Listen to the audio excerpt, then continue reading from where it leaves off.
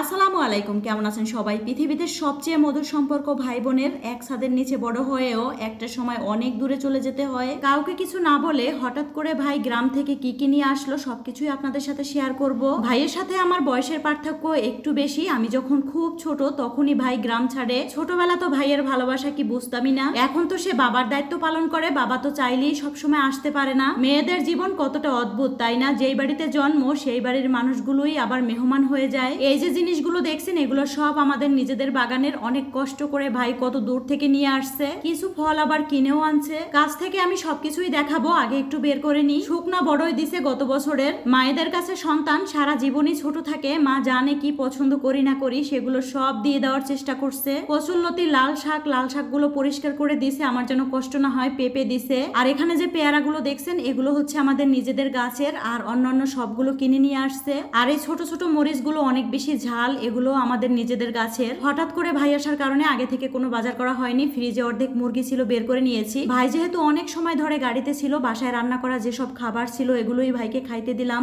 ডাল আর চিংড়ি মাছ দিয়ে কিছু বড়াও বানিয়ে দিলাম, যেহেতু এগুলো আগে থেকেই ফ্রিজে রেডি করা ছিল। আর এখানে কিছু সাগরের মাছ আছে, ভেবেছি এগুলো রান্না করব, তাই বের করে নিলাম। এই ডালের বড়াগুলো ভাতের সাথেও খাওয়া যায়, তাছাড়া বিকেলের নাস্তা হিসেবেও খাওয়া যায়। ইদানিং এই দেশি মুরগিগুলো আমাদের বাসায় একটু বেশি কেনা হয়, কারণ কেউ গরু মাংস তেমন একটা খেতে চায় না এই গরমের মধ্যে। বাসায় যা আছে এগুলোই এখন রান্না করে খাওয়াবো। ভাইকে নিয়ে এত চিন্তা করি না। ভর্তাবাজি হইলেও সে খুশি। আমি রান্না করতেছি, তার বোনের কষ্ট হচ্ছে, এটা নিয়ে সে আরো বেশি মন খারাপ করছে। সত্যি কথা বলতে ভাই বোনের এই মধুর সম্পর্ক কিছু মানুষের কারণে একটা সময় নষ্ট হয়ে যায়। যাই হোক, এখানে মাংসগুলো কেটে পরিষ্কার করে নিচ্ছি, অন্যদিকে মশলাগুলো কষিয়ে নিচ্ছি। মশলাটা একটু সময় নিয়ে কষিয়ে নিব, এতে কিন্তু তরকারিটা খেতেও মজা হয়। পৃথিবীতে একটা ভাই না থাকার কষ্ট তারাই বুঝবে যাদের ভাই নাই। আমার যে কোনো বোন নাই, ছোটবেলা থেকেই এই কষ্ট আমার ভাইয়েরা কখনো বুঝতে দেয় না। বয়সের পার্থক্য একটু বেশি হলেও আমি কিন্তু তাদের সাথে সব কিছু শেয়ার করতে পারি। যাই হোক, আর এদিকে হচ্ছে আমি মাছগুলো কেটে নিচ্ছিলাম, আর অন্যদিকে মাংসগুলো ভালো করে কষিয়ে নিচ্ছিলাম। সবাই বলে যখন মা থাকবে না, বোনেরাই ভাইদেরকে মায়ের মতো করে আগলে রাখে।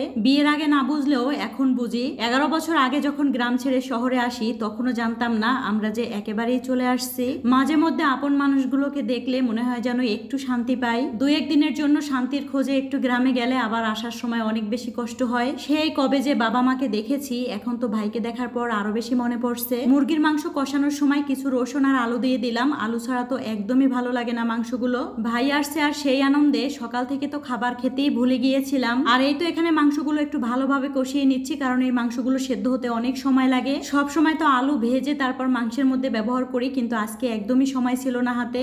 দেখবেন বাটা মশলা দিয়ে যে কোনো তরকারি রান্না করলে ওই তরকারি খেতে কিন্তু অনেক বেশি মজা হয়। রান্নার শেষে কিছু ভাজা জিরার গুঁড়া ব্যবহার করছি, আর এরকমটা কোন কোন আপুরা করেন? আমি তো যে কোনো মাংস রান্না শেষে একটু ভাজা জিরার গুঁড়া দিই। তো যাই হোক, সবাই ভালো থাকবেন। আজকের ভিডিওটি এ পর্যন্ত।